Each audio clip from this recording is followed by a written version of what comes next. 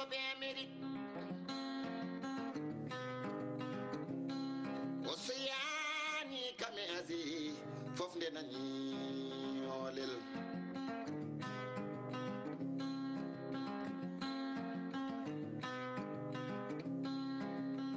Olel Piindi Subaka law koy fudi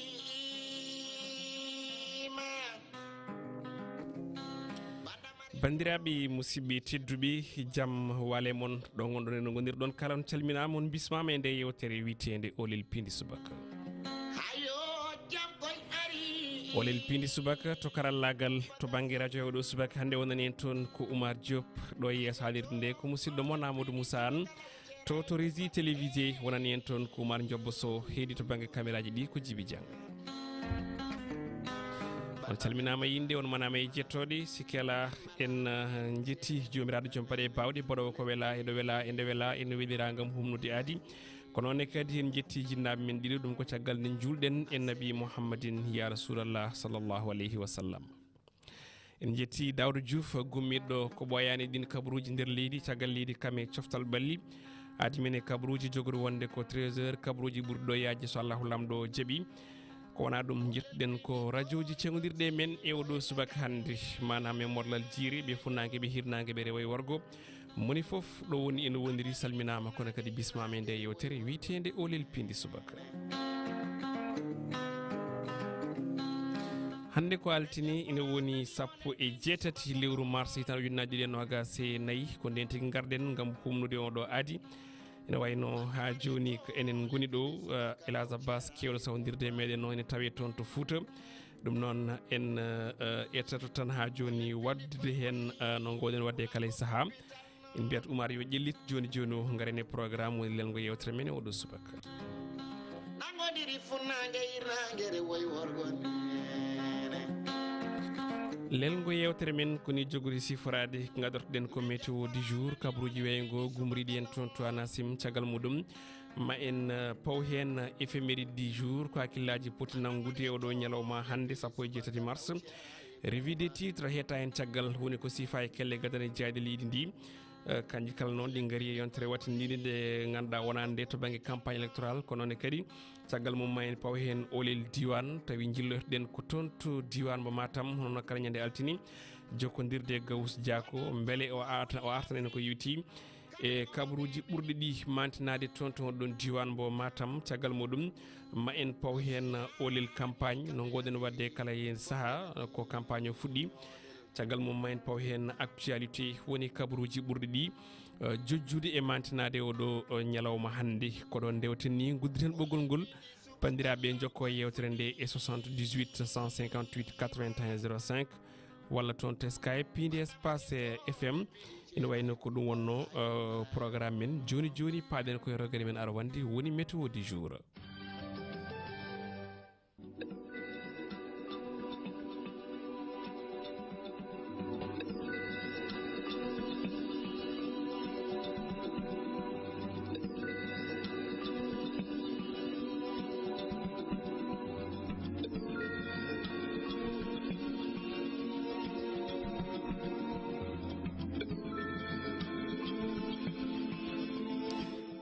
météo du jour woni agence nationale de l'aviation civile et de la météorologie du Sénégal caltalmigal gueɗe leydi ndi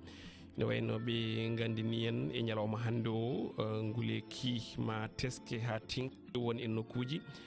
kin nguleki ni ma lomba hakkude 43 e 45 degré ɗum ɗon noon ɓe gandini en ko ɗum nguleki tigui tigui jogori teskede woni diwnuji ko wayno diwan funnague leydi ndi e diwan worgo kam e hakkudejo hani e diwan mo ganduɗa o tawate ko toon to banggue rewo en tout cas ko nguleyki mawki woni ko faaɗa puɗɗortoɗen ko ɗo wuuro lamorgo ngo Dakar finɗo ko nogas degré maɓe ñaldu capanɗe maɓe jaldu nogas e jeetati ɗo e Dakar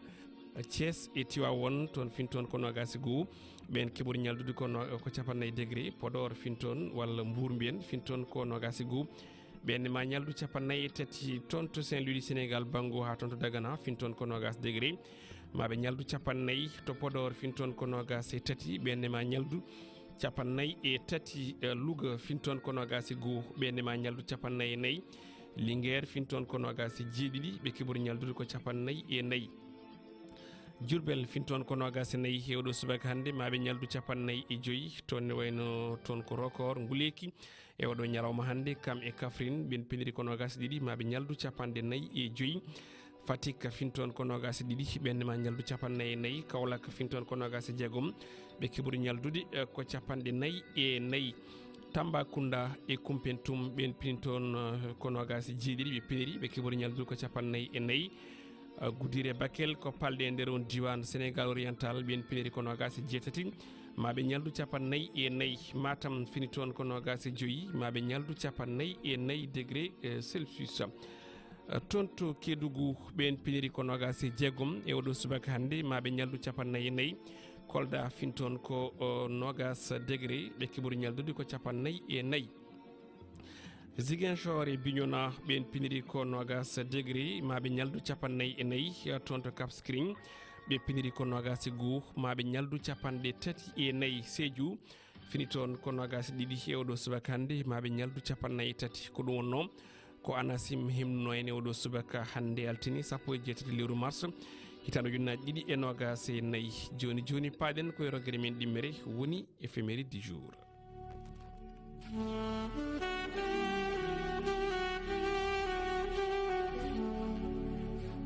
Piindi radio.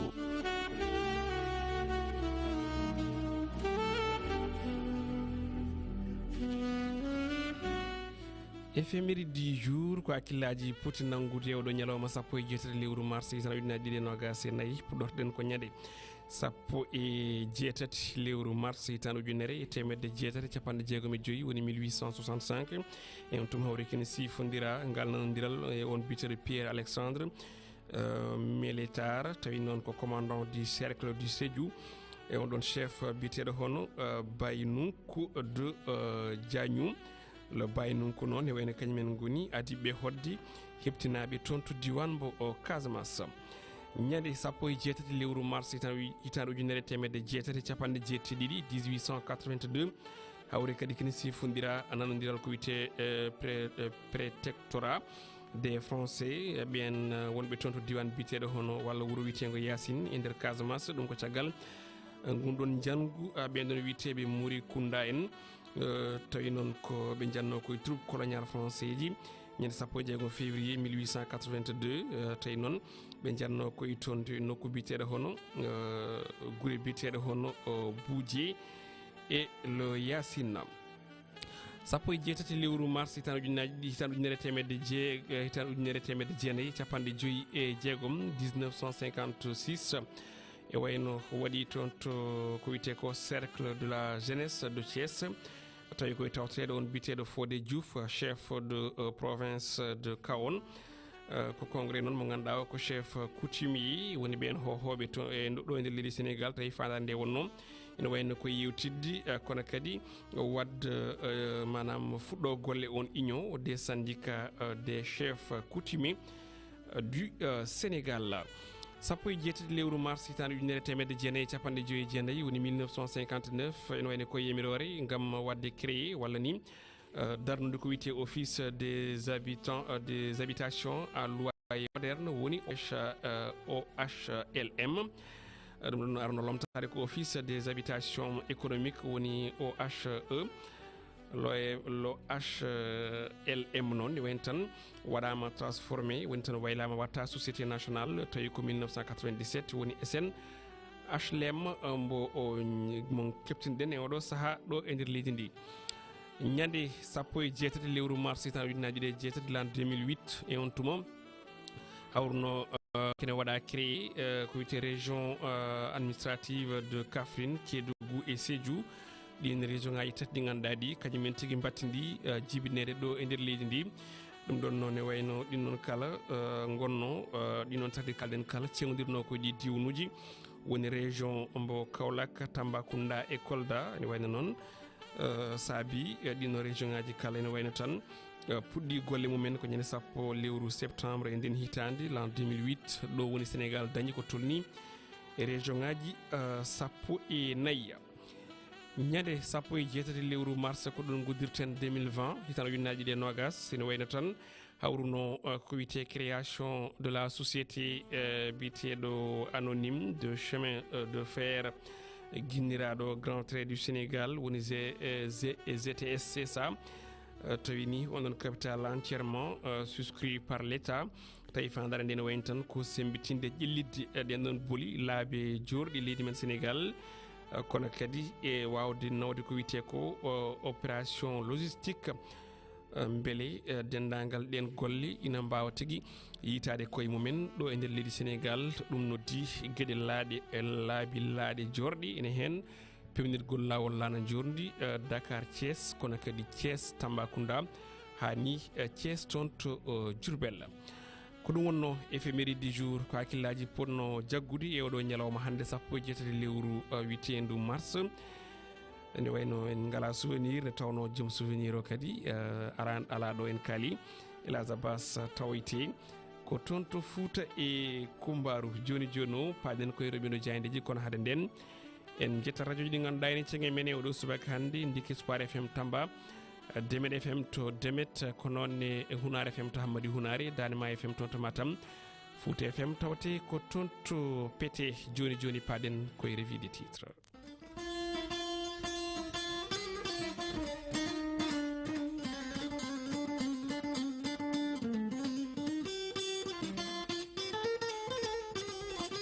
Amadou Moussa Al musidɓe tedduɓe on calminama on bismama e roɓindu jayndeji e oɗo subaka no goɗen wadde kala subaka en garat e jayndeji ɗi kono noon haade nden ko andinde bandiraɓe holko jayɗe ɗe dawri e oɗo subaka altine sappo e jeetati lewru mars hitande ujunnaji ɗiɗi e nogas e nayyi jayɗe leydi Sénégal ne wayno gaari koye o campagne gonaɗo manam politique rumo sumgoji ujunnaji ɗiɗi e nogas e nayyi candidat ji gonɗi e nder leydi Sénégal moni foof ina ƴama hakkillaji ɓesguɗi ɗi puɗɗortoɗen ko jayde enquête e oɗo subaka nden jayde ne wayno ari koye on campagne ɓe mbi ko Amadou Ba kañum tan hande huccodiri e on ɗon coalition Diomaye président la guerre ouverte manam ko ɗum haare nde ganduɗa nde hankkadi ne udditidi Amadou Ba ene wayno tan holliti wonde on ɗon Diomaye président ɓen ɗon yimɓe de ene wayno ko yimɓe aventurier ɓe ganda hay hunde ɓe mbawa hay hunde e to banggue gueɗe l'état ɓen ɗon noon kalfintaki leydi e wiide Amadou Ba Bassirou Diomaye Faye jabti e nder ɗin konnguɗi fewde on candidat coalition Benno Bokk Yakar mo wi wonde ko fonctionnaire milliardaire manam tan ko fonctionnaire milliardaire mo ganduɗa ko spécialiste to banggue guyka koppareji en tout cas ɗin ko konnguɗe mo ganduɗa kam woni Bassirou Diomaye Faye gam jabtade mo ganduɗa kam tigui woni biteɗo hono Amadou Ba Ousmane Sonko kam ne suuti hen konnguɗi wi ko hay hunde ko Amadou Ba wawi waylude saabu aɓe gandodiri kamɓe ɗiɗo ɗin konnguɗi woni ko yaaji nder nden jandi witede enquête besbi le jour natiri dingiral e oɗo subaka hande ko on ɗon juyal ɓe mbi ko nden haare hakkude Amadou Ba e Diomaye o ɓe mbitande ko en fond commun ɗum ɗon woni ko jeyanenkoɓe garti ɓe mbitande ko ɓen les inspecteurs goto foof tan oɗo saaha hande inana eto wadde imposé débat e nder dingiral dawrugol ngal ha tengti o saaha campagne gonaɗo Diomaye e nder on terrain konki to Ziguinchor mbitandi o wi kanko Bassirou Diomaye Faye ko on ɗon capital walla ni on ɗon gonu wuuro Ziguinchor ina wano wonde capital économique et culture wonande leydi men Sénégal e wayno noon o waɗi défier on candidat Benno Bokk Yakar e woɗɓe kala nde waɗata ko wiyete ko déclaration de patrimoine manam haalde ko yitti ko e jeeyi mumen to banggue coopérative Sénégal naɓe kala gandu ɗum kona ɗum ko Amadou Ba arti jabtade Bassirou Diomaye Faye koɓe mbi ɓe mbayla kalis Sénégal woni mone e on ɗon capital du sud o witande ko Sonko e Diomaye ene wayno puɗɗima kadi ha joni wonde ko yitti ko e bone ndi leydi Sénégal ɓe kolliti komo leydi Macky Sall ma tello e boli ɗi e oɗo altine hande gam takkade sara on candidat muɗum ɗum jogori fuɗɗade ko oɗo altini ɗin konnguɗi no jirɗon ni no tawe e hello jeeɗiɗi e jeetati nder nden jayde witede besbi le jour jaydi le soleil guendiri nde wi ko campagne électorale gam présidentiel ɓe mbitande ko la dernière ligne droite e oɗo nde yontere wattidi nde woni yontere nde ganduɗa nde ko yontere ɗin candidat ji gam mbawa ƴamde hakkillaji ɓesguɗi ɗi programme et promesse des candidats manam ko yuti e eɓɓoje kono kadi e kunali ɗin candidat ji Serigne Mboup kañum waabi ko caggal pilier ngam wadde dirigé woni ɗowde leydi Sénégal Khalifa Sall kañum ni wi ma wat Kaolack on ɗon up économique nokku mo ganduɗa ko nokku faggudu Malick Gakou wi so subama tan ma war renégocier ma yewtide haltide contrat ji kewɗi to banggue awo kam e min wondude e pétrole Idrissa Seck kañum wi koyɗol muɗum ko artide ɗo coupe du monde de football tawi noon ko sukaɓe jogori ɗum tambade Amadou Ba wi kañum ni inani heeɗi Sénégal naɓe oɗo saaha temedere capantati observateur ɓe seeɗa yawo tawi koye gardugol Ibrahima Agbola Gambari on ganduɗa ko kañum tigui wonno mennoɗo wonde secrétaire général tawi mbiyen o meeɗino wonde secrétaire général walla dewɗo e secrétaire général fedde gotago windere nde kanko ardi on ɗon mission d' observation mbo seeɗa yawo fodde temedere capanɗe tati bani adama tawateɓe ɗo e nder leydi men Sud Quotidien e o subaka kam naari ɗin sumgoji présidentiel du 24 mars 4 ɓe mbi tan ne wayno ko la ligne droite kamɓe ni ne wayno tan ko ɗum hunde nde ganduɗa nde ko ɗum semaine battidiɗo deuxième et dernière semaine de campagne électorale ngam arde e présidentiel 2024 lomto président Macky Sall mbi tan de ko ɗin candidat ji oɗo saaha hande ne jokki lelnude programme uji mumen hewɓe noon ne wayno mbaɗi capté maximum tan ko hebde daade ɓesguli ɗi tawi ɗin ɓesguli fotɓe wodde tolnima e million ngaji jeeɗiɗo e temedere capanɗe jeegom e goho ujunere pawɗi temedde jeetato capanɗe jeegom e naayo ko wiyete suffrage ko wiyete chiffrage ɓe ganduɗa ɓe ko noddaɓe gam mbawa tigui ha joni etade suɓade hoorejo leydi ɓen jaynenkoɓe kamne gatti koye nden limore ɗin konnguli sifaji kala ina tawe nder nden jayde Sud Quotidien jayde le véridique news e oɗo subaka hande kamne arti e on ɗon campagne électorale ɓe mbitande ko woodi yimɓe eggoɓe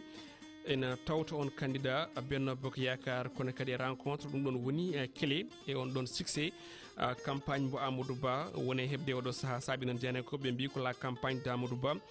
prend de l'ampleur woni tan on ɗon campagne de inane ɓeydi fayodinde so tawi en kutorima ngol ɗon konngol ɗum ko caggal yoga yimɓe ne gegga e nokkuji mumen ina tawta on candidat coalition Benno Bokk Yakar kono kadi eɗen pottirɗe ganduɗa ɗe omo yiiɗum e terrain ji ɗi ɓe gartini eko yewiti e ngal pottiral walla soutien mo ganduɗa o ko Samuel Sarr kono kadi e ganduɗa kam tigui woni pottiral makko manam ngal kawral ngal o hawri e Khalifa Sall toon to o weeli gara hanki ɗoɓe jaɓɓodiri kamɓe ɗiɗo kala kono kadi jeyanenkoɓe garti e on ɗon meeting makko toon to nord woni rewo leydi Sénégal ɗo Abdoulaye Daouda Diallo Racine Sy kolliti ha joni on ɗon engagement mbo jogani on ɗon Amadou Ba gam ɗin sumgoji présidentiel tijjari ɗin ko goni kala ene tawe e nder nden jayde witende le véridique news exclusive ko jayde wiyete noon nden jayde arti on ɗin sumgoji présidentiel du 24 mars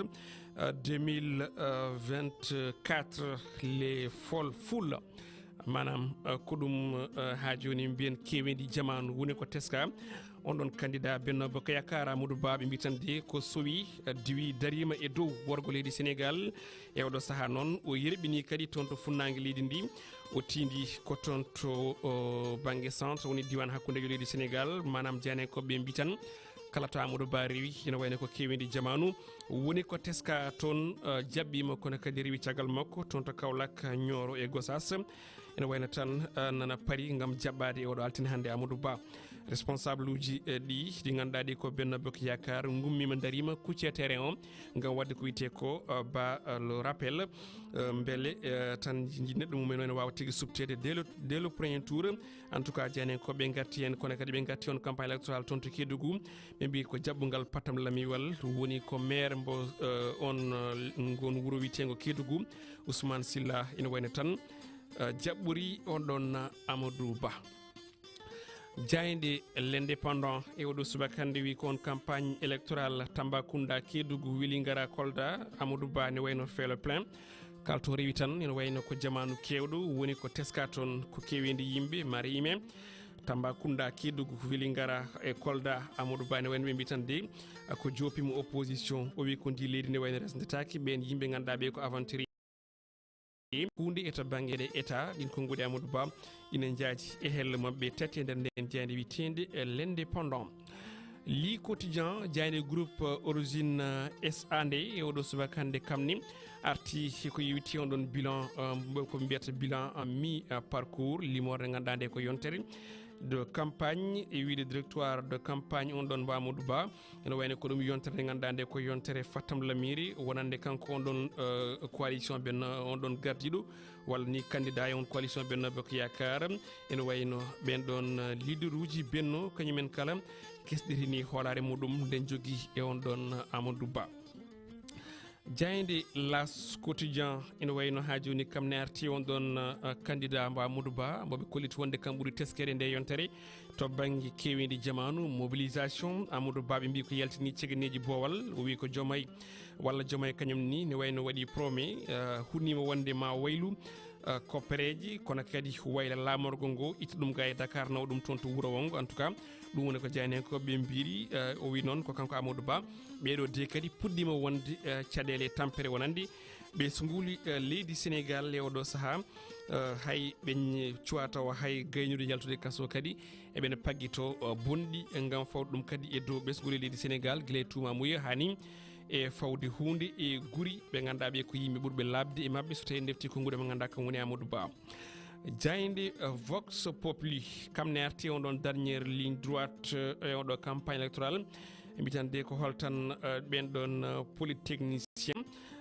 piɓiri waylude leydi Sénégal ɓen ɓe ganduɗa wona yimɓe wonnoɓe dawrugol to banggue golle kam ni e jangde mumen kono hande o nana tawe e nder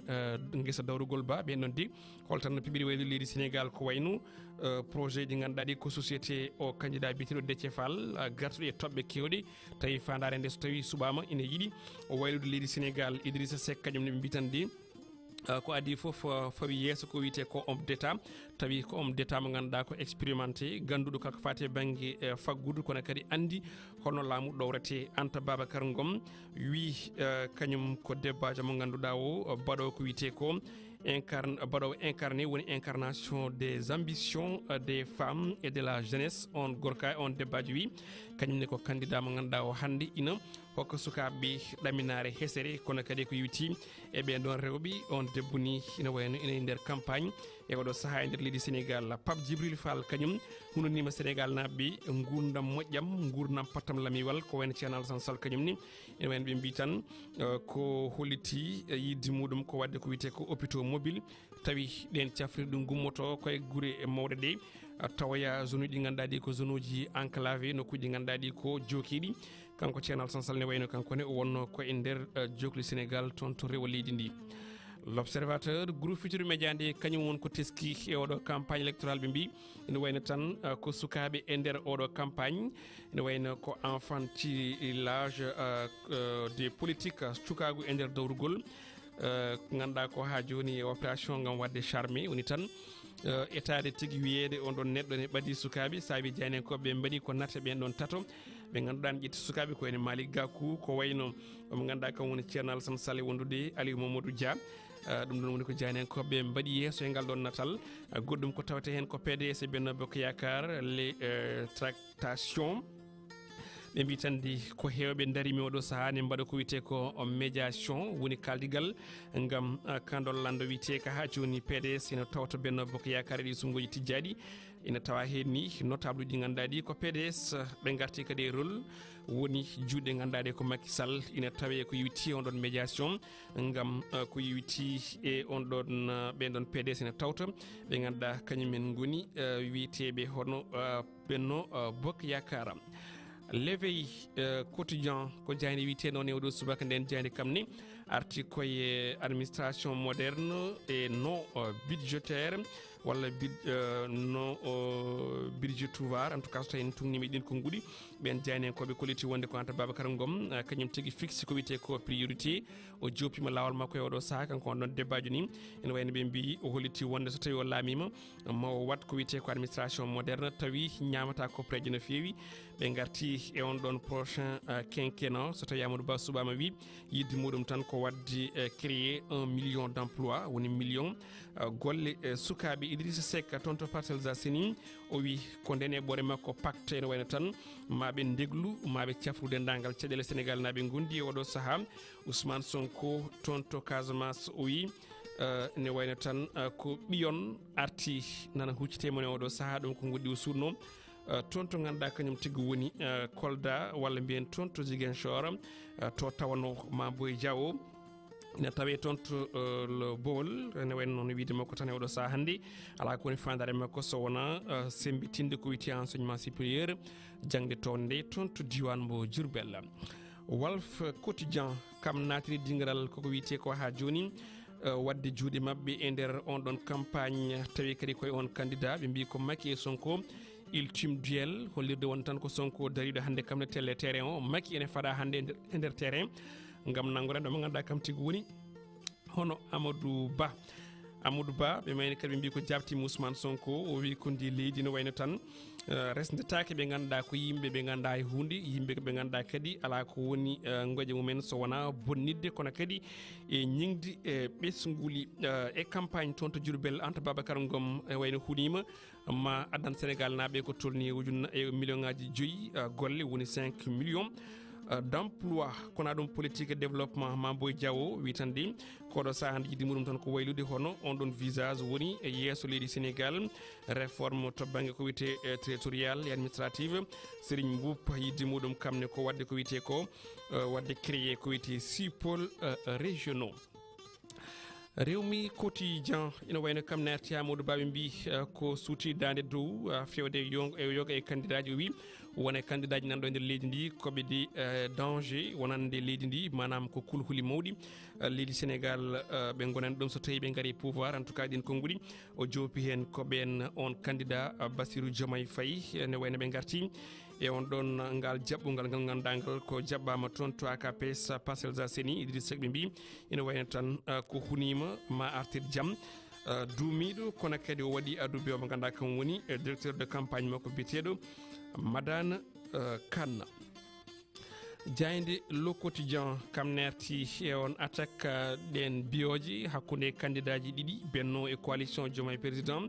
e mbi ko sa vol ba ne wayno ko Sonko wi ko Amadou Ba ina wayno tan waɗi kala peeje beele kanko e Diomaye ɓe mbasa yaltude e kaso Amadou Ba noon jabtiɓe ɓi wonde gande koye ɓeɗo koɓe danger wonande leydi Sénégal ɗin ko gonen tawe hello jeeɗiɗi e nder nden jande witende Le Quotidien. Stade Quotidien ko ɗon natirten jayɗe meɗen coftal balli jayde nde ari koye matteji amicaux e stage toon to Amia e mbi ko baroɗe ɗe ma puɗɗo golle oɗo altine hannde on paami noon ko on ɗon regroupement Sadio Mani ne wayno kañum adi yettade toon to Amiens on ɓiɗɗo leydi Sénégal naaje petto toon to Arabie Saoudite janenkoɓe garti e fode Balo Touré Mamadou Lamine Camara ɓen ɗon gañima saabi noon ɓe mbaɗama déclaré forfait Aliou Cissé ene wayno noddi ɗiɗo ɓe ganduɗa ɓe ko ɗiɗo tawtuɓe on ɗon tañere ɗum ene yaaji e hello mabɓe jeegom e nder nden jayde witende Stade Quotidien.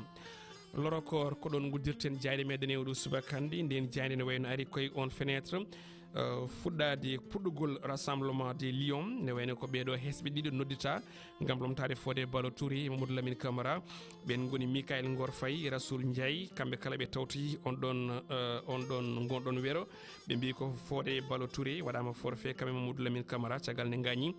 ɗin konngudi ne jaaji e hello mabɓe nayyi e nder nden jayde witende Le Record. Garaten koye commentaire ngal ɗon natal odia no goden wadde kala subaka e nder roɓino jayndeji meɗen jaynen koɓe la tribune ɓe ina wayno gaddi natal ɓe ganduɗa ɓe ko candidat ji ɗi on ɗon dessin mo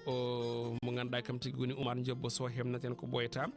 ɓe garti e ko yewiti e ɓen ɗon ɗin candidat ɗi ganduɗa enen jogui drapeau ji tawi moni foof walla mbiyen nin jogui pancarte goto foof ina haala hen ko yewiti e miijo muɗum ene wayno jooɗi hakkude ɗo ko Khalifa Sall ene gasa tawi on jiita ngal ɗon natal donc ko ɗum natal ngal ganduɗa ngal ne sifo ɗin candidat ji moni foof tan ko windi e nder on ɗon pancarte muɗum to banggue Amadou Ba o wi ko mone on ɗon mone kesso waɗama ko ɗum diffamation la guerre des lettres fait rage entre eux ɗum noon ko Khalifa Sall woni wiide noon ina jala ina firli hakkude mabɓe malheureusement on jiita ngal ɗon natal Amadou Ba wi noon échec politique de la jeunesse noon mo ganduɗa kam tigui woni Bassirou Diomaye Faye o wi ko déclaration patrimoine ɗum noon woni ko artu tan e ko yewti ko e fannuji kewɗi ko wayno ministre de viande Jolof Dara en tout cas wini walla wine waɗa créé on ɗon ministre mo ganduɗa ko kalfinaɗo gueɗe tebbuli on ɗon wiite ko Aliou Mamadou Dia saabi janenkoɓe mbaɗi on pancarte mbo waɗi hen goɗɗo garɗo e ko yettinini fannuji ko Anta Babacar Ngom on ɗon wi ko sembitinde dendagal industrialisation leydi meɗen Sénégal en tout cas ko ɗum pancarte uji ganduɗa ɗi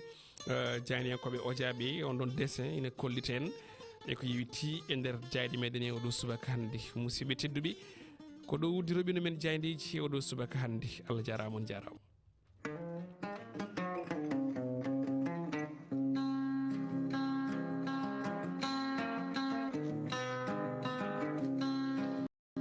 Olel indi koy loti do e Dakar njeeyo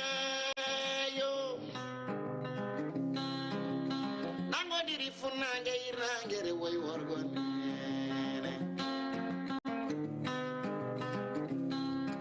9h fawi hojomaji ɗiɗi walla tati ni ko ɗon garaten seeɗa e commentaire ɗin jayde ɗi ganduɗa ɗi gaari limore walla mbiyen ko wiyete bilan mi parcours woni ɗen golle candidat ji ɗi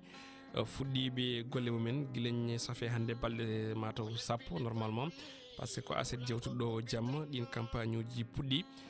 donc noon jayɗen ko ɓe gaari koye ɗon bilan mi parcours ko adi keɗen jaaha toon to nokku biteɗo hono Matam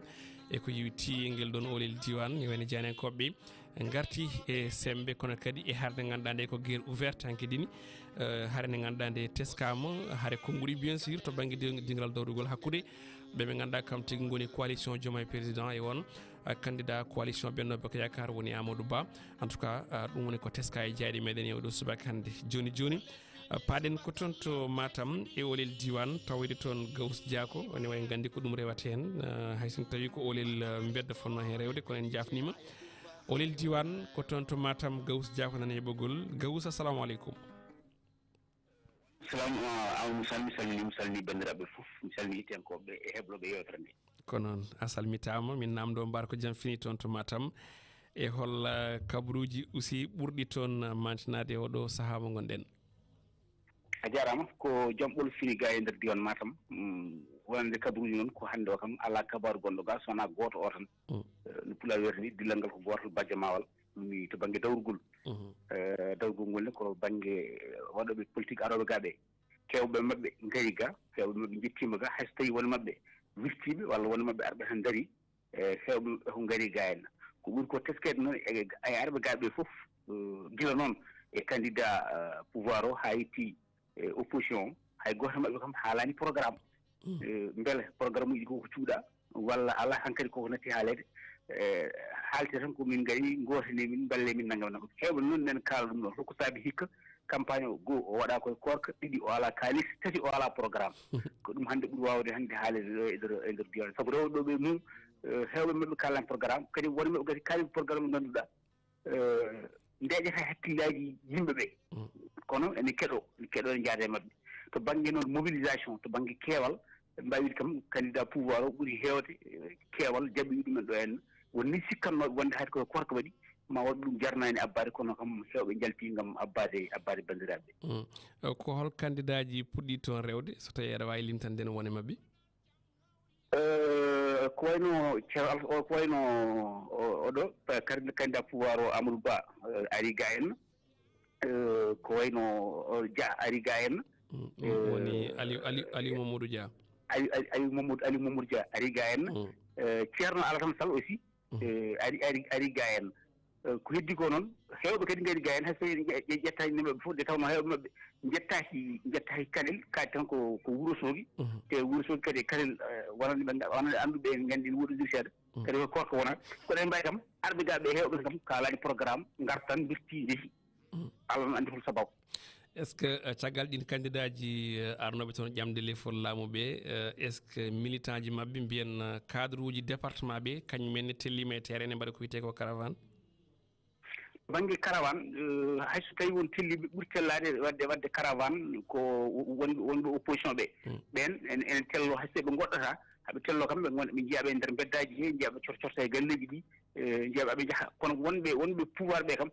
goto foof woni koye liggade e nder nokku mum caggal daalagol Amadou Ba rewninoor ngo e sahande ɗiɗo henne nge ala kam mo jiimi ene waɗi caravane ne yaaha haɓene noon liggo e nder gure mabɓe eɓene liggo mbaɗa réunion ji yimɓe ne ngara aɓe mbaɗa ɗum sensibilisé aɓe kirjini ɗumen wonande wawɓe arde ɓe kono heewɓe noon kadi mbawa kadi déplacade e korka he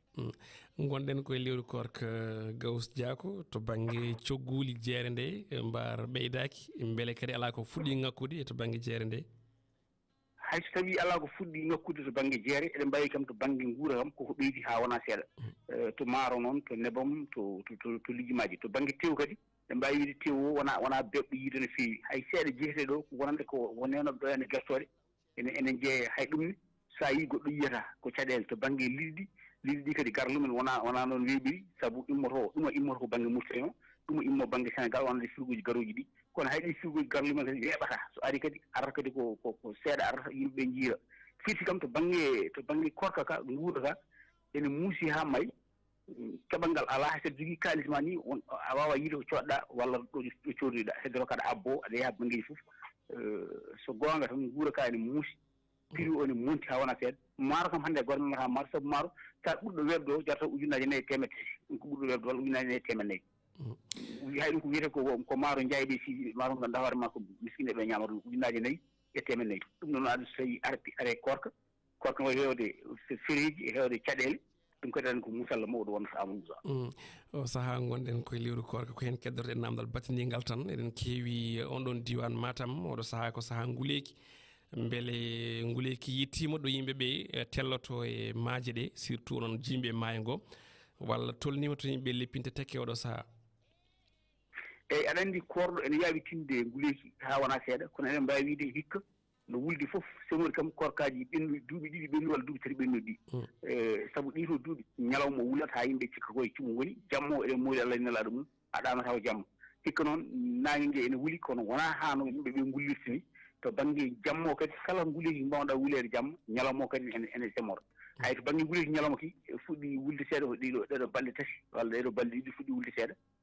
kono wona nguleyki kadi gullirta no kiito jamma o noon kam ha hande won waloɓe Bowol ko wayno jayɓe sisi ɓe cellaɗe ɓe fof mbataw nder to banggue ɓuɓol jamma o noon a jarama jaltaɓe yaade men machallahu lamɗo jaaɓi ko altide paaɗo e on tuma noon elle hawrata ko yimɓe jalti élection jour élection le 24 ɗum noon ne wawi tawi min noddirtuma koye fannu goɗɗo c' est à dire hokkude en tendance diwan mo Matam ɗum noon golle ma jooɗi peewi a jarama yen kawri hen soloji inchallah amin ya rabbi en jarnimo kanko Gawus Diako joɗniɗe en toon to diwan mo Matam en jettimo e ngal ɗon jokkodiral ɗin kabaruji ɗi hemni en ne wayno ko kabaru goto o tan rumo jarribu rumo sumgoji gonaɗi ɗi woni on ɗin sumgoji électoral ɗi ganduɗa ɗi hande o candidat ji ɗi ne tawi e nder jokri leydi ndi kala e kuuɓal ɗum woni foof nana bakkoro banggue muɗum somi heeɓi leydi kono e wiide Gawus Diako ne wayno kam probléme o ko hay candidat goto lelnani programme en tout cas sowona tan gotini min min keeɓa leydi ndi donc ɗum ɗonne kadi mbiɗa sikki ko ɗum caɗele mawɗe teskade ɗe e kunuɗe won e candidat ji koye ɗin candidat ji keddortoɗen en jettima e olel campagne no gowɗen wadde kala subaka olel campagne noon ne wayno arata ko haalde programme uji e ɗin candidat ji tongguni e ko jiiɗi ko wadde e holto tawete e holno dewri ɗon jaɓɓuɗe ɗe e fannuji ɗi kala olel campagne noon eɗen gandi mbaɗɗen hen jokkodiral woni jottodiral on collaboration ko ɓen jaydiyankoɓe CIJP convergence internationale des journalistes pulaarofone keɗoɗen olel campagne garten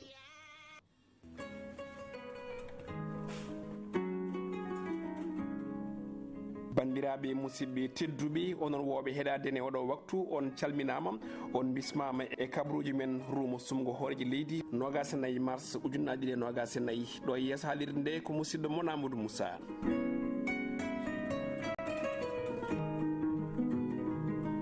ɗin candidat ji ina jokki ndewmi takel mumen e nder jokri Sénégal kala e kuuɓal Aliou Mamadou Dia rewino toon to Wourossogui e oɗo alkamisa kanko on ɗon mbir e ɗin sumgoji payaɗi o hunanima diwan Matam so tawi o subama ñande 24 mars mo walluɓe remoɓe ha certa e ñamale kettortoɗen mbo koye micro Youssouf Diallo mi ari ɗo e Fouta noon ganduɗo kam foof na andi komi Foutanke mi arɗo juurade bandiraɓe mi arɗo ƴewde bandiraɓe mi yewta e mabɓe pour ɓamtare Fouta mais aussi ɓamtare Sénégal Sénégal min goni koye campagne électorale campagne o noon oɗon gandi na faaɗi ko 2 semaines au lieu de 3 semaines de min dañnoɗi min puɗɗirima Dakar e kono min dewi doɗel kam oɗon gandi ko toon gummimi toon tosanam woni mi rewi toon jurade bandiraɓe garmi ɗo hande noon e Wourossogui arde yewtude e moon nana probléme uji ɗi ganduɗa oɗon jogui ɗum min gaddana moon solution ji ɗi ganduɗa so Allah walli min ha min keeɓi leydi ndi min noon mi ɗetti engagement mawɗo so Allah walli kam hami heeɓi leydi ndi ko wonno e ñamade foof ɗi ndemoɓe ne jogui inchallah mami yoɓanɓe ɗum so Allah waɗi min gaari e hoore leydi mimin balluɓe aussi wadde aménagement ji moƴƴi pour ɓe mbawa liggade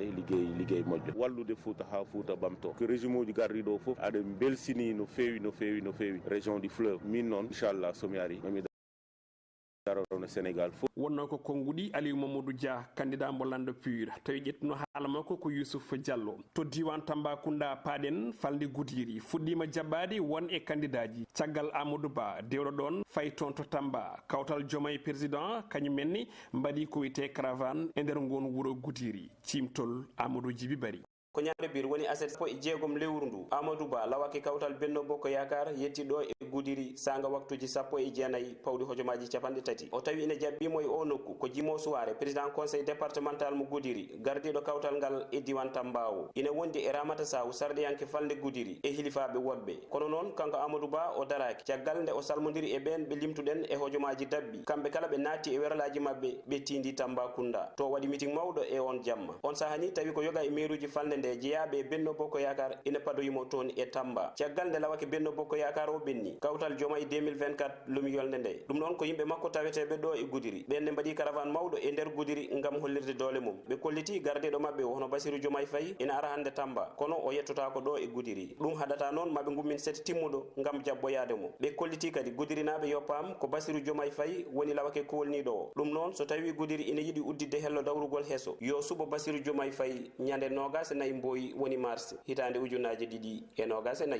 Amadou Djibi Bari Goudiri CJP Amadou Djibi Bari tonto Goudiri professeur Daouda Ndiaye ina tawe tonto rewa leydi Sénégal ɓesnguli senli e Louga o fodaniɓe ƴellidde awo e ndema ɗin diwanuji ɗiɗi kala kettoɗen jokkodir makko e Moussa Mar Bari par téléphone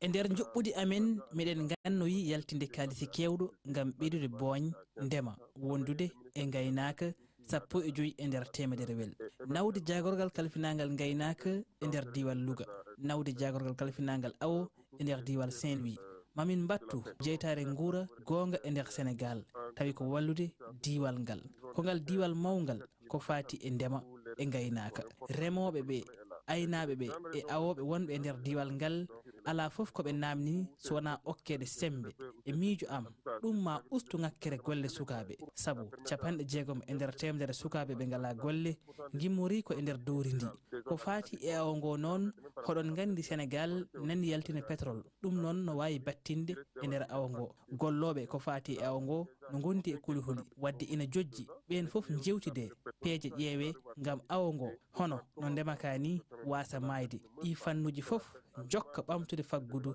leydi Sénégal wonno ko konguɗi professeur Daouda Ndiaye tawi firanen konguɗi makko ko Moussa Oumar Bari garen e meftande ɗin candidat ji sappo e jeenayyi gonde jogli Sénégal kala e kuɓal on candidat Habib Sy waɗi ko caravane e ñalawma hande o toon to Thiès ko adi koma arta ɗo e wuuro lamorgo ngo Dakar e oɗo jamma aletta Anta Babacar Ngom yilloyima Gossas Kaffrine e Kaolack ɗum ko caggal nde ummi toon to Ndulo e Mbacké coalition MLD tekki mbo Mamadou Lamine Diallo on ɗon yehino Diourbel Mbacké Hombol e toon to Bambey Daouda Ndiaye yuɓinno ko caravane e ɗi département ji woni Podor e Matam Malick Gakou ina jokki kamne caravane uji muɗum toon to Golfe Sud kollégal tawategal ɗo e wuuro lamorgo ngo Dakar Khalifa Babacar Sall on ɗon ne yehino toon to Tambacounda Welingara e toon to Kolda Déthié Fall mbo coalition Déthié Fall 2024 kañumni ina tawe ɗo e wuuro lamorgo ngo Dakar Idrissa Seck kamne waɗi meeting toon to Parcelles Assainies o yewtidi e ɓen rewɓe rentuɓe pelle ina wiye groupement des femmes toon to Pikine ko adi komo yetto toon to Yoff o jofniri on caravane makko ko toon to Fass Gueule Tapée Ceerno Alassane Sall kamne yillima toon to Dagana Richard Toll e toon to Saint-Louis Cheikh Tidiane Dièye woni koye caravane travail mbop coalition and nawle and liggéey on don tindima tonto dara jolof Linguère et Mbacké. Amadou Ba on candidat coalition Benno Bokk Yaakaar yima Kédougou Welingara Kolda et tonto Sédhiou. Ali Ngouille Ndiaye mbo coalition Ali Ngouille 2024 on nene tawe tonto croisement Sali Wuro Mbour Bambey Kame Diourbel. Mohamed Boun Abdallah John subi ko wadde déclaration e odo nyalawma hande tonto ñibirdi mudum John 2024 do e Dakar. Bassirou Diomaye Faye on candidat coalition Diomaye président yima tonto Goudomp Kolda et to Sédhiou. Boubacar Camara ina tawe to Ourossogui Kanel Ranérou Linguère Dara Jolof et to Mbacké. Aliou Mamadou Dia on candidat pur yima to Mbacké Kaffrine et Tambacounda. Pape Djibril Fall ina tawe odo jam tonto Thiès. Jokirten din kabruji rumo sumgoji ujundaji den wagase nayi ko natal no gowden wadde kala nyande e nyalawma hande o garden ko Ceerno Alassane Sall on horejo land République des valeurs omo jeya e candidat ji subibi ko wite rupture sifani en ngal natal ko daha Musaba omo jeeya e rokkondirɓe aadi Sénégal naaɓe ñande nogase nayi lewru mars hitande ujunnaji ɗiɗi nogase nayi Ceerno Alassane Sall huuɗi aduna ko ñande capantati lewru novembre hitande ujunere temedde jeenayyi e capanɗe jeegom e tati to Thiès ko neɗɗo dawrugol Sénégal naajo lundi yanki guila hitande ujunnaji ɗiɗi sappo e jeeɗiɗi caggal nde o heeɓi bac makko o janggoyi to leydi Tunisie duɗal mawgal ko fati ingénieur caggal muɗum nde o heeɓi diplôme makko hani e communication o yi toon to ñaami ngam jokkode jangde makko ko hande o heeɓi licence makko e gandal faggudu to dural jaabi hattirde ngal Fek Anta Diop Dakar saabu mbawka makko e karallagal o gollima e on ɗon agence ASECNA caggal mum o huufi toon poste ji kewɗi ko yowiti e gardigu koye lewru avril hitande ujunnaji ɗe sappo e ɗiɗi o toɗɗa directeur ARTP ko ndenni o addi kesam heso mago e on ɗon fannu hani e ko yowiti e mbayligu poste to banggue Alassane Sall woni lagorgal kalfinangal ya garta kam e jokto e hitande ujunnaji ɗe sappo e ɗiɗi to hitande ujunnaji ɗe sappo mo waɗa jagorgal finangal énergie hono caasi hitande ujunnaji ɗe sappo e joyyi toto ujunnaji ɗe sappo e jeeɗiɗi ko ndenni o yalti laamu e kanɗon landa appel hitande ujunnaji ɗe sappo e jeeɗiɗi caggal luural lumbinolgal hakkude makko e ɓen ardiɓe on ɗon parti ko nden o sompoyi landa makko ni wiye République des valeurs koye hitande ujunnaji ɗiɗi e nogase ɗiɗi o toɗɗa sarɗiyanke Ceerno Alassane Sall ko goto e foɗantoɓe gardiɓe leydi Sénégal ñande nogase e nayyi lewru mars hitande ujunnaji ɗiɗi e nogase e nayyi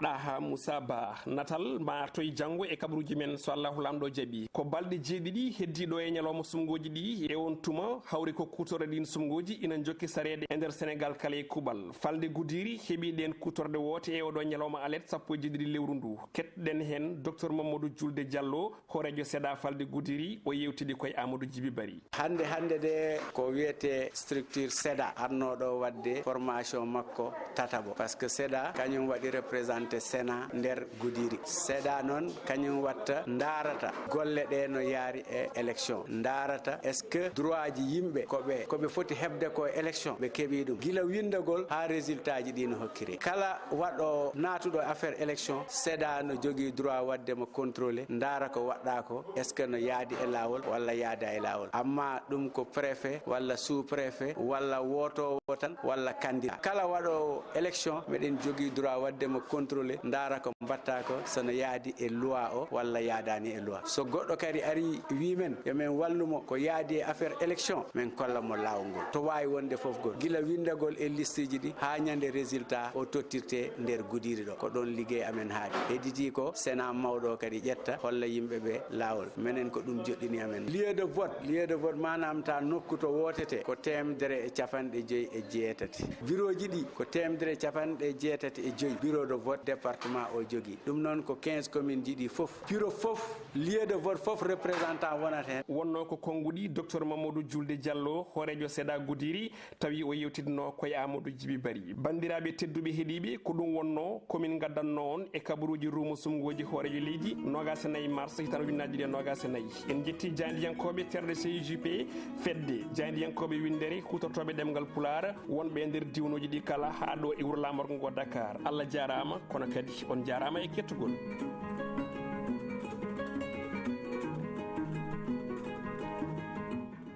wonno ko Olel campagne woni on ɗon journal du campagne mbo CJP convergence internationale des journalistes pularophones koni fedde windere tawi ko jandiyankoɓe pulaar hutortoɓe ɗemgal pulaar e mbadi kubal kañumen juɓɓinto ɗon journal de campagne e collaboration akoɓe e Piindi TV kamɓe radio kala e kubal ɗum noon en jettiɓen jandiyankoɓe wonɓe nder kamɓe ɗo e Dakar kala ina nelde elemaji gam humpidden hol gonka campagne électorale leydi Sénégal famde wondene ne wayno rôle jandiyanko jogui gam humpidde ɓesguli ɗi to banggue gonkaji leydi ndi ha tingti oɗo saaha mo ganduɗa ko daade manam ko ɓesgul ɗi ɗaɓɓate hen ɗum ɗon noon woni darde ɓen jandiyankoɓe hande ne mbaɗan on ko yewti koye kala jamma on ɗon journal de campagne Piindi kam nene ɓamta ɗum e kala subaka e nder olel diwan e nder olel campagne mbiyen gam wawde hebnude on ko cohluɗon ko gandon to candidat ɗi tolni gandon holi programme mabɓe gandon holi ampleur eko yewti on ɗon campagne électorale présidentielle saabu eɗen gandi gonɗen koye lewru korka woni sosoɓe e jajaɓe mbawa darade nanguide paada candidat ji donc oɗon mbawi fadde kala tan ɗo ha campagne o joofa wawde tigui hettade programme uji campagne programme uji ɓen ɗon ƴamoɓe lefol laamu leydi Sénégal yaaɓe campagne oɗo saaha on ɗon campagne électorale ne wayno ɗin mbiruji ne jokki ha joni ko ɓuuri hen ko mantinat tan e ko yewti e waɗo campagne électorale ne wayno mbiɗen ni on ɗon bilan mi parcours ko candidat ji ɗiɗi ɓurɗi hollire doole mumen en tout cas ko coalition Benno Bokk Yakar mbo Amadou Ba wondude coalition Diomaye président mbo Bassirou Diomaye Faye ɗin ɗiɗi kala ne wayno kolliti doole mumen e on ɗo e nde yontere yewtude ene wayno noon ko caggal nde kanko Bassirou Diomaye Faye Ousmane Sonko ɓe gaccita kasso ɓe tawti on ɗon coalition kono kadi yewɗo ñalawma altine hannde ma ko hisdi kadi yiye terrain o saabu mo ganduɗa kam woni chef de l'état Macky Sall ma tawtoy candidat muɗum mo ganduɗa kam woni Amadou Ba e dingaral ngal gam walliddemo e doole e sembe kono kadi militant ji dendagal ɓen terɗe Benno Bokk Yakar wannoɓe buude en tout cas lefnunoɓe walla hofnoɓe juuɗe e ɗe balɗe hande o foof en kofti juuɗe ne jaaɓi tawtude mo ganduɗa kam tigi woni Amadou Ba gam ɓe gollodo e terrain o donc eɗen mbawi wiide campagne o ɓami ampleur kadi wone candidat ji puɗɗiɗi wadde meeting eɗen gandi ɗum amnanoki e yontere yewtude nde baɗɗo meeting hanki ko Idrissa Seck toon to terrain AKPS mo Parcelles Assainies eɗen gandi guila fuɗɗi koye caravane uji o wonno jilluji e galleji ɗi galleji mawɗi e tokosi e galleji diine kala e nder leydi Sénégal saabi noon hande o eɗen mbawi wiide tan ɗum ko caggal nde ɓe jogino kulhuli wonde cour suprême mba riwtu ɗin sumgoji présidentiel saabi noon ina wayno tan kanko mo ganduɗa kam woni wone candidat ɗi hen kadi ni puɗɗima yaltinde copreje puɗɗima lelnude programme puɗɗima aussi tawoyde ɓesgol ɗi to goni to saabu ɗin kulhuli gasi nde tawno sumgoji ɗi tengtima mbaɗe ñande 24 lewru mars 2024 joni palen koye actualité.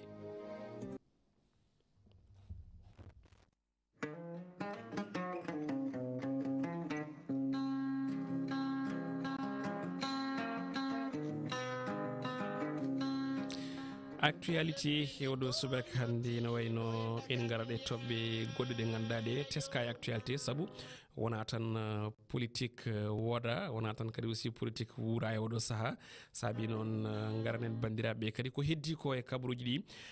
nde tawno ko police leydi Sénégal ɗo candidat ɗi goni nder leydi terrain moni foof ene holliri hoore muɗum kamɓene aɓene e nder terrain ji ɗi gam rende ɓesgol e leydi Sénégal saabi noon e opération ngaji ɗi ɓe juɓɓinte kala e saaha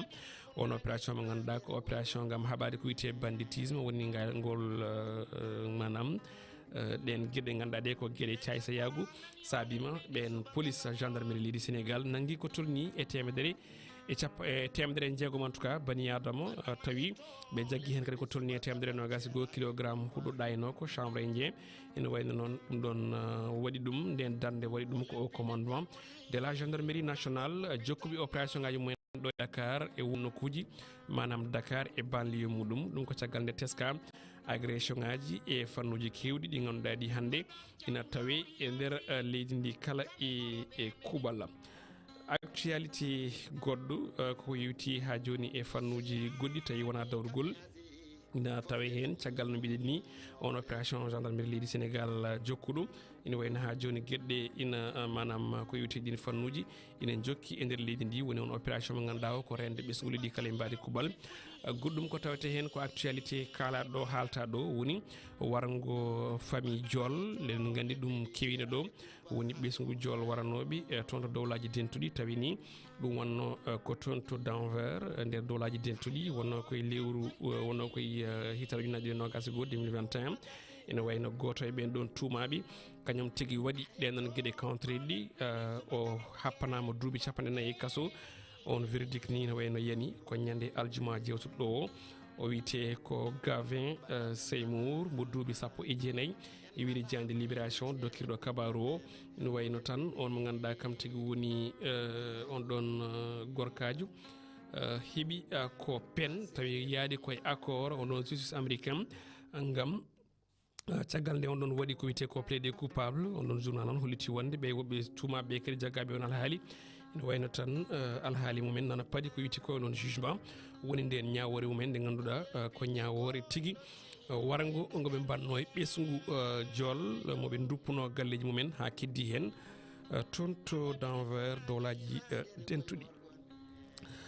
no wayno en jokkat ha joni ko yewti e on ɗon actualité leydi meɗen Sénégal goɗɗo tawi hay sinno tawi actualité biteɗo ko actualité mo ganduɗa kam tigui woni actualité politique ɓuuri wadde domini hatta actualité ji ɗi goodi en tout cas ustare yummum Taïb Socé jinnaɗo makko debbo ne hawre ladial on ɗon débatji wiyete ko Adja Soula Faye ko débatji gurɗo duuɓi 120 woni 120 ans ko wurno en tout cas ko ɗum kabaru holliti eɗen duwono kanko oustaz Taïb Socé e dendagal ɓesgu mabɓe kala e mbadi kubal eɗen mbiya yo Allah yurmo yaafo harnomo aljanna kanko e dendagal mayɓe e julɓe kala ko wona ɗum ko actualité international meftere seeɗa nde tawno ko hunde ganduɗa nde kadi hine tawe e nder actualité oɗo ñalawma hannde woni élection toon to nokku biteɗo Russie Vladimir Poutine ne wayno hefti ko wiyete 5e mandat joyoɓo kanko on ɗon gorkaji noon ne wayno o fooli ko tolni e 97 87% e kaltemɗe nde ƴettuɗa ɗum ko caggal nde lima ko tolni kaltemɗe nde ƴettuɗa 99 99% ne wayno Vladimir Poutine arti kadi ko yewti ko e gardigu leydi ndi e seftinde noon on ɗon élection ene wayno hay opposant goto yahano yadano e kanko Vladimir Poutine en tout cas so tawi enen mbawi noddude ɗum élection en tout cas ko hunde ganduɗa nde ne hawni saabu opposant gonnoɗo candidat o finalement ɓeɓe ganduɗa ko toppitiɓe élection ngaji ɗi ndiwti candidature on ɗon donc Vladimir Poutine en tout cas ne wonno ko yuti ko e roue libre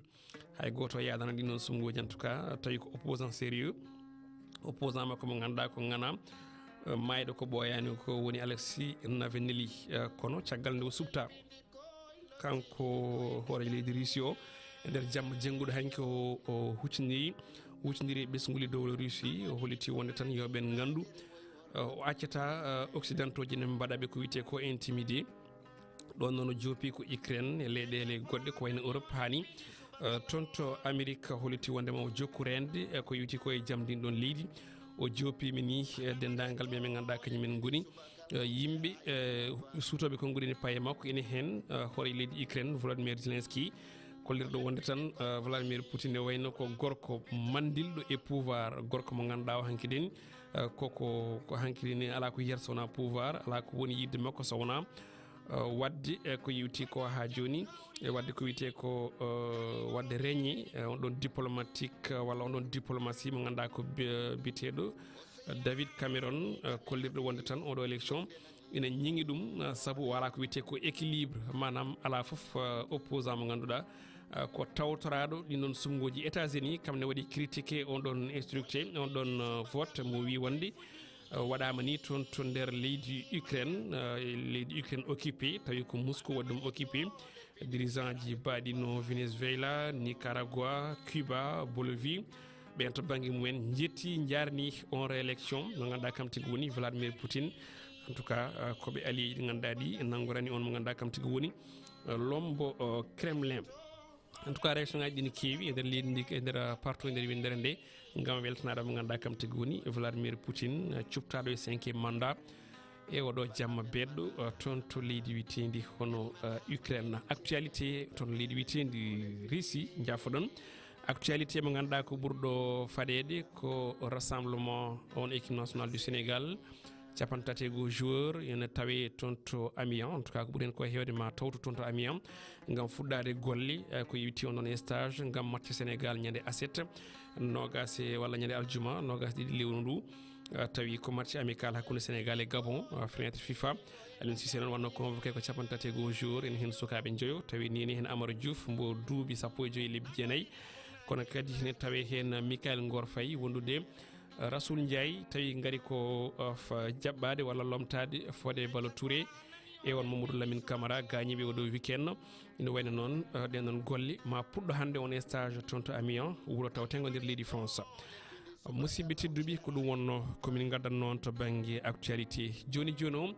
en gudditata ɓoggol ngol bandiraɓe mbawa jokkade yewtere nde kono hade nden en mbaɗat tour toon to plateforme YouTube eɗen gandi bandiraɓe ne toon jeeɓa en ina binda Ibrahima Diallo wi ko yo Allah wallu en mbiya allahumma amin Samba Sow kam ne addi duwuji Amadou Sy salmini en en mbi waleykum salam Guissa Sénégal kañum ne wi ko Amadou Ba inchallah Amadou Mamadou Sow holliti wonde ne salmini en o salmini Elage Abbas Sara e hettiyankoɓe foof oustaz Sow salmini wi wayri heɗade en ɗum noon en calminimo kono noon aussi o Ousmane Oumar Sow wi ko yetti en en jarama wi ko seydi yettodam ɗum noon danema dow saabu cohso kam so yetti ganano normalement ina foti ƴellidde dande no hannirta ni Pullo Sall salmini Pullo Sall kadi wi ko jaam wale mum fulɓe ko noon ne Diawo kañum ne salmini en jettimo Kanel Média kañum ne wi ko like commenté et partagé en tout cas Kanel Média en mato en jofat ɗon Djibi Diang to banggue caméra ko noon aussi Souleymane Mamadou Niang salmini wi ko toon to Cilogne kono ko Côte d'Ivoire woni Mamadou Sow kamne salmini Younous Diallo wi ko en jarama woni ko toon to Espagne Ifra Sadio Ba kañum ne salmini jarni o wi ko waɗi fayida yo Allah addu jaam e Sénégal e windere nde kala e korka jammo salmini Elage Abbas Sara ko noon ne G6 TV wi jarama ci Piindi TV jokke golle kono ne biteɗo hono Amadou Baba Ndiaye salmini en calmitimomo wiyen Ramadan Moubarak woni ko toon to Ranerou Ferlo en calminimo Dawdo Ba kañum ne salmini no fewi Piindi TV ko noon ne Maysa Sow kanko mi ganduɗa kam tigi woni GSI warti wondude e Aziz Ba kam ne salmini kañum ne duwima ko noon ne Aminat Dia salmini en calmitimomo toon to Hollande toon to Pays-Bas Néerlandais Aminata Dia ko noon o arti kadi aussi en calmitimomo Ousmane Ba kañum ne ko noon en calmini ɗum moni foof tan e bindi muɗum ɗo woni ene heeɗo en ene yeɓene oɗo saaha salminama yettama e yidde muɗum e darde muɗum e nder Piindi TV 78 158 81 05 walla toon to Skype Piindi Espace FM 78 158 81 05 walla toon to Skype Piindi Espace FM ɓoggol ngol udditama oɗon mbawi nadde gaddon jiyande moon o so yaani kamesi fof nde nani olel gonɗo e ɓoggol alum 78 158 81 05 musidɗo nanoɗo yalti noon o wawi artude e 78 158 81 05 bisimilla allo bisimilla wala o ɓoccitimo ya garta ala ko bonnata Piindi Espace FM toon to Skype ɓoggol ngol udditama e 78 158 81 05 bisimilla salamu aleykum waaleykum salam wa rahmatullah Mamadou Moussa min calmini mi salmitimama bon tampere jaam tan hol musidɗo hoto noddirta ko Faty Sow debbo mo hunare leegal jiiɗo Faty Sow bisimilla ma machallah suba fof min kettoma jarama allo bisimilla jam alhamdulillah jambol wonema hol musidɗo hoto noddirta ko Sadat Diawɓe noddanma Sadat Diawɓe inne nde no mbiyeɗa Hamidou Boubou yettode mata ko Sow Diallo Diallo min kettoma no feewi min ketto radio hunare no feewi salmini wondima jarama Diallo jarama en beltanimamo kanko Hamidou Diallo toon to Sawdatu Diawɓe o hetorto en koye Hunar FM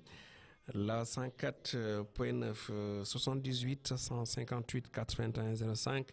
walla toon te Skype Piindi Espace FM.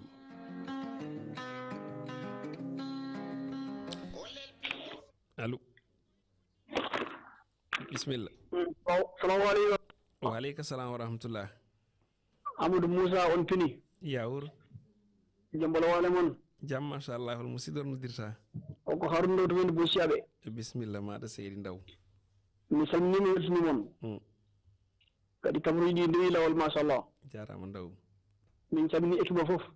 Keɗima. E jimi wiide banggue politique to. E gueɗe ɗiɗi den hen kam. Mo yara ene gueɗe ɗiɗi fof kam ala fof ko dañata. Eyyi wonde hilifaɓe men diine ɓe.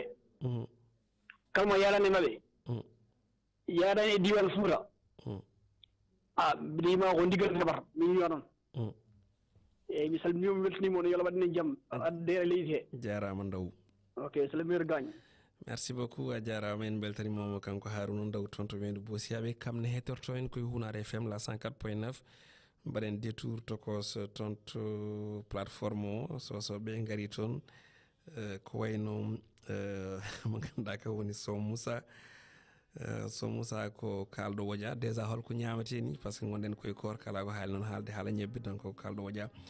El Hadji Ibrahima Diallo kamne salmini en holliti wonde ko ñande fof omo faɗi omo heeɗo omo yeeɓa en calminimo no fewi kankone Ibrahima Diallo toon to Paris ko noon Dawdo Djigo Ballay Ba Abdoulaye Diallo wondude Abdoulaye Kassé fof en inana jokki windude en toon to plateforme Piindi TV 78 158 81 05 musidɗo bisimilla. Allo aya on ɓoccitima goɗɗo yettima musidɗo bisimilla. Allo ustu radio o walla goɗɗoɗa musidɗo. Ustu radio o walla goɗɗoɗa beele pamodiren. Inde e tode noddirta. Allo inde e tode ko Piindi TV walla eyyi so tawi woɗɗima radio ngo tan ma en pamodir no moƴƴi walla ñifa. mbaɗɗa toon jaam tan hol musidɗo to noddirta. o wiyata Mamadou Basiru. Mamadou ko wuro men wiye Kiriri Diawɓe. Mamadou Basiru. Mamadou Basiru bisimilla. wiya Kiriri Diawɓe kono noddanma ko Hunare. Bisimilla ma. mbaɗɗon golle. ko Piindi TV walla wallahi aɗana en direct musidɗo. adana en direct aɗa so tawi waɗɗaki radio ngo en mbawata nandirde ko ɗum woni probléme o il faut keɗɗani téléphone o joni mi faami Amadou Moussa an eyyi no mbaɗɗa e golle bisimilla ma musidɗo aɗana en direct bisimilla. eyyi min beltima tan kadi to banggue élection o noon kam hikka hamno yaari ni ina hawni seeɗa ga e Fouta e kam gila ñande mawɗo oɗo no wiyeteno Amadou Ba rewi ɗo caggal ɗum min jiyani haydara ko hunde nan tan beeji no wi kip e min jiyani haydara taw affaire o kam ne hulɓini seeɗa kono kadi no Haruna Ndaw windi Bosiyaɓe wini tan yo Allah waɗa men jaam kadi kala ɓurɗo e leydi he yo Allah rokku ɗum kadi kala jurmotoɗo miskineɓe kadi eɗen ñaaji kadi nde Allah rokkat ɗum kono kam no gawsu ga ko wini hay rewɓe ɗo ɓe ni kalani haydara ndewɗo tan mbaɗi caravanuji hen ɓilli eyyi ɗum noon mi salmini dendagal hettiyankoɓe jarama keɗanomami noon ko Hunar FM 104.9 jarama no fewi en beltanimamo Mamadou Bassirou toon to Hammadi Hunar o erorto en 78 158 81 05 walla toon te Skype Piindi Espace FM musidɗo bisimilla. Assalamu aleykum. Wa aleykum salam wa rahmatullah. Machallah barikalla. Jaam tan. mi salmini on oɗo ko Pierre Ismani gorko mo Waly Diallo en hetto Amadou Moussa an e radio Hunare e caggal hettade men e yaltude on ɓe no keɗori ni e nder oɗo saha babaɓe fulli ɗumen no seeɗa par ce que ɓe kewano nande hunde ɗum deeƴi ɓe kewano nande hunde wayandani deeƴiri ni ko gonga ko lewru kotka kono noon affaire o ene deeƴi ha ɓuuri ewa kadi ne ga kam wulirani noon fof sa deeƴi ha ɓurti kono noon wulirani noon fof sa daari no wuliranno ni wona noon so jamma ari ene ɓuuɓa ewa ɗum noon fotano hadde elesaki yaade no foti yaarude ni ko siko tan hikka ene deeƴi kadi ɗum ha yimɓe wetteɗe noon en ñaagano Allah tan ɓe Allah waɗata en kisal e moƴƴere e beeje muɗum beele kala laamiɗo ne walla en yo Allah wallu on jarama jarama no feewi yero Souleymane Diallo toon to Wali Diallo kam ne hetorto en koye Hunare FM la 104.9 Piindi Espace FM toon to Skype musidɗo allo 78 158 81 05 walla toon to Skype Piindi Espace FM yewtere moon Olel Piindi Subaka nangodiri funnange irrangere woy worgon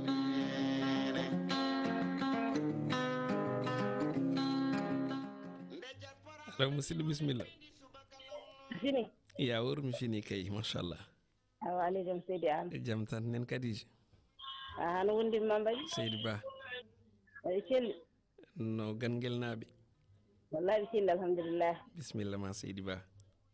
mba ko artude toɓɓere mon nde tan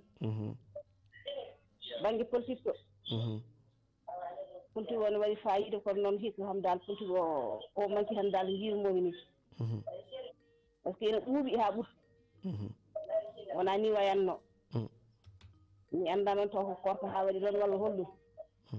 kono kam wayani no fonno waade ni enen kam ñagoten Allah wonde moƴƴo tan kala ko wawi wonde hen yo wona enen ɓuural ko ɓuural ngal woni fof kadi ñaguiɗen tan ko deyre leydi wi tan ko deyre yo Allah waɗa men jaam amin ya rabbi ya barke ɓoyani kadi kala ko wawi wono wonde yo Allah waɗa hen jaam tan amin amin kadi ko wona ɗum ko politique koko ɓennata gonga kono enɗam ɗam ɓennata ko ɗon tan wonata koddigal ko ɗon tan wonata gonga yo won tan woore jaam taw ala haare ala haydara mo Allah hokkatno o hokki ɓooyi gayni kedi hono ko neɗɗo ne tampa tan selli eyyi mi salmini ɗo noon mawnam Habib Baro mi salmini Hunare naaɓe e Ndendori naaɓe mi salmini Kaw Moussa An jarama kaw non yalla waɗanmi jaam yo ñalle jaam jarama en beltanima monen Kadija Ba toon to gangel hetorto en koye Hunare FM la 104.9 musidɗo toon to Skype bisimilla jam waɗi ceerno Amadou Moussa yawra wale jaam idana wale jaam jaam jam pinto pinɗa jaam alhamdulillah alhamdulillah an hol musidɗo hol noddirta te ko Hadija Hadija erno koɗo walla penɗo bisimilla ma dia eyyi kanjum de ko yewtere nde waɗi fayida nanama famama kadi ne kadi weltama no feewi eyyi en calmini musidɗo Thiasar o mbaɗa ko danniɗo seeɗa Alhaji Abbas eyyi en calmini kadi mawɗo noddiyankoɓe so naatiɗo hen nani ceerno Ndiaye ceerno Moutara Sy eyyi ko wona ɗum ko kadi widde tan ko fate cuɓe ɗe eyyi enen kam koyen miskineɓe Allah ñaago hodden Allah tan ko yo Allah lammin kala laamotoɗo jisden koye meɗen e laamu muɗum eyyi ko heddi ko wona haydara wiide ko min jiiɗi walla ko min jiiɗi neɗɗo somi jiiɗi tan wiide ko moƴƴi e muɗum kadi ñaago Allah yo Allah suwan ɗum moƴƴere eyyi ko ɗum tan jinnomi haalde seydi Yan mi salminima juurimama jarama dindi jarama merci beaucoup ko Hadi Dia toon to leydi France jaltinnakam Oumar par ce que ne waɗi écho musidɗo allo 78 158 81 05 allo allo bisimilla mbawi tude Allah ko mawɗum jaam tan o ko Baba Sall cubalel bisimilla ma seydi Sall seydi an min keɗoji keɗimama guil subaka mi nani toɓɓere nde ko fati alhaali politique o e wote gonaɗo omo humpi yimɓeɓe ene yirani kam ala taw doole kadi no jiruɗen ni sowata wadde juɓɓude taw no yireteno e politique aji jawtuɗi en ganda noon ko saabi ɗum yimɓe kam ene humpi ɗumen taw no feewi ene humpi yimɓe wona ni yaranno en jiyatno so fatima yimɓe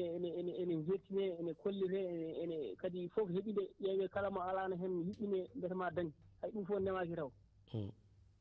eyyi kono noon kam en donti ande holko saabi ɗum en jiiya tan autoji no mbirto ne jaaha kono noon hay ɗo e ɗemin gonɗon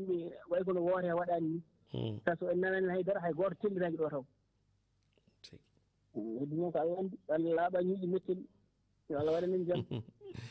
jarama no fewi Baba Sall toon to cuɓalel en calmini cuɓalel naaɓe kala hettoto en koye Fouta FM la 90.7 toon to Sky Balou seydi an marhaba jonama ko min ceerno baro seydi baro sohna haabi baro ni vraiment enen poti wattude haqqillaji no kettotoɗen serna meɗen ɓeni noon potton hettorade laalankoɓe meɗen andi bammal wi sinen piile piinan mo ganduɗen piilen mo kuuliɗen laamu rewi ɗo reften ndu kono waylani gonal men e aduna wadde o wajimi men firti ko yen keɗoto laalankoɓe men ɓe ko jimata ko eywa firti ko jarani habde jarani dugdude jarani ɗum ɗo kadi yimɓeɓe ko mbiyata wayani ni ko Allah sen gonno e jumaji ɗi en gonno e jamaji ɗi enen jangga Qur'ana enen ketto sernaɓe mbeɗen cohlirta affaire woto o cohlirta ɗum sen cohliri Allah en jiiɗi Allah en cohlata aduna on pamɗiɗen haala pamɗiɗen golle dewteɗen goreme fof ya waɗi droit muɗum waɗa dabar ɗum ko foti wadde ko arta jooɗo rutto e Allah dal surtout dako ɗum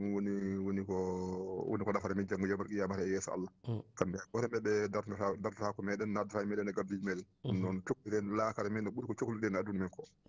assalamu aleykum wa rahmatullah. Waaleykum salam wa rahmatullah en beltanimoma kanko ceerno Baro toon to France 78 150 81 05 allo salamu aleykum. Waaleykum salam wa rahmatullah. Baba jantal ma nan kadi wonno komi naɗo leydi moon heɓɗon weeɓani Baba Wullum Sarr komi naɗo kangel komi naɗo leydi maɗa ɗeɗa goto famata bisimilla ma Sarr min ɗaɗata min tamba hay keɗoyolam dal a fewnani ɗum ha joni de réglani de ha joni réglani kalden koye seconde goto taƴa kadi seconde goto kalden goto men ko fewi nan pawmumen tan mi hamni bisimilla ɓe to ɓe mbi kam ala ko ga woni ko toon kay baso to e heeɗo jamon amo selli kam omo selli ko mawɗum alhamdulillah o ɗannide seeɗa eyyi mbiyami salmin technicien maɗa e natɓe yattuɓe fof yaraɓe faɗade ɓe ko mata ndiyani tan ko yimɓe ndiɗo on élection jaɓa ɓuuɓat tan wonat no gawsima ni ñalawma ne waɗa joni ay ɗo joni tan waɗa hendu ha 11 ha midi ha 1 heure ha 2 heures darto kono jamma kay so ɗum joɗima bawal ma cuɗɗa mbajuji ma machallah ne waɗi yuman jaam kay tawi mbimeɓe noon ko min arti ga ene sal jaɓi o ndena ɓuuɓoɗa mbiɗa fof mi addata ga en calmini min juurimo min jaɓɓi mo nelti duwa ɗum noon matata ko haaldata fof yimɓe fof kaali gayni jarama Sara eya haali noɓe jaari ɓe mbaɗi sappo jolo yo Allah waɗene jaam yo Allah ɓurnen ya saykude jani keɓo yo Allah heeɓi ɗum kadi kisale cellal e bawɗo wallude en amin ya rabbi on jarama natɓaɓe yalto fof ɓe Allah juuɗum Sar yiɓe ko jaam korko moƴƴo mala jaam ñallanen assalamu aleykum altini jaam amin seydi Sarr Babouloum Sarr toon to walla en calminimo Piindi Espace FM toon to Sky Balou allo assalamu aleykum. Waaleykum salam wa rahmatullah. Amadou Moussa Dia fewnit Seydi Dia Pullo mbimi ya fewnit seeɗa korka ma bona fewnit min kam mbaro émission mo ɗo ko hannde min naddi ɗum ñalawma ni inde yettode o ko Ibrahima Dia notre France Seydi Dia marhaba bisimilla ma denɗi eyyi min de mbimi caggal calminali en calmini en juurima e lewru he eɗen mbasiyo yimɓeɓe tan neɗɗo yo tinno tan waɗa ko foti wadde ko tan yaaha lawol muɗum jokka e hajuji mum wati noon kam so tawi ari aɗa jogui ndimago watande mo jiɗɗa sa wooti a kasdi tan yaaha lawol ma jokka e hajuji ma gonga ko heddi ko foof ko a wiye boy laawi nayyi ɗum noon mi salmini heɗiyankoɓe Piindi radio fof mi salmini ɗumen kamɓe kala ɓe keɗima Seydi Dia a jarama Seydi merci an jarama sona ɗum de aɗa e ñalawma sa ref sana yettonde tan ko addi werneɗo ñalawma ko noon 78 158 81 05 ƴetten dernier auditeur musidɗo allo allo salamu oɗon celli mbaɗɗa jaam tan kay inde yettoɗo noddirta Abdoulaye Sow non bisimilla ma denɗi musidɗo ma heɗiyakima no fewi gon kay no weedunoɗinaɓe min jewni yiyande hettiyanke walla jewno fof ngoppuko ɗum yiyande hettiyanke nani woni ko naɗɗa ɗo henno ko inero ko kañum wonti ɗo henno joni ko kañum woni watta e cewtde ko ɗum woni kam famani mi salminima mi juurimama kadi to banggue woteji ɗi banggue woteji ɗi iyo yo Allah newnen tan woote e jaam kadi gañotoɗo gaño e jaam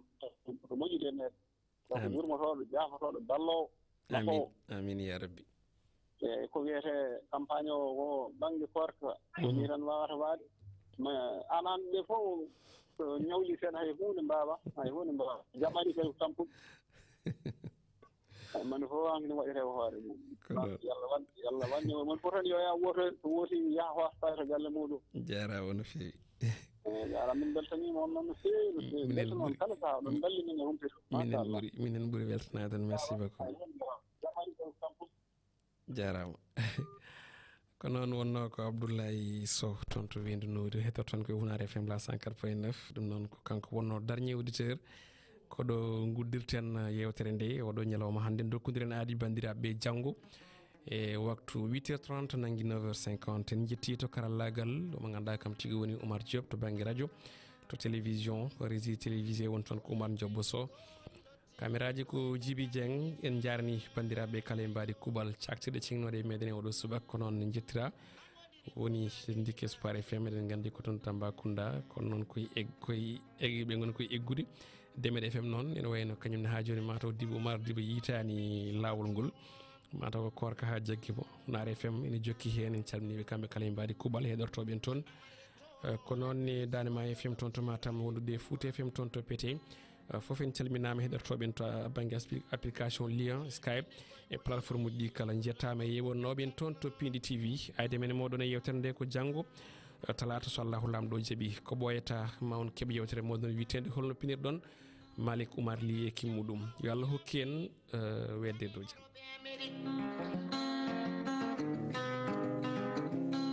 o seyani kame asi fof nde nani olel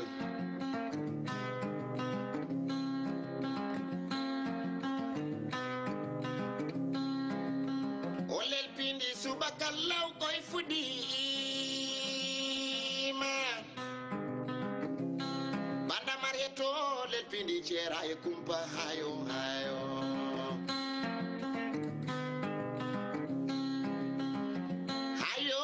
jam koye ari kumpa gasi Piindi radio arieto olel pindi subaka law ceera e kumpa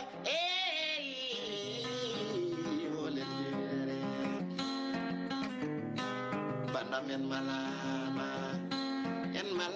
en ceera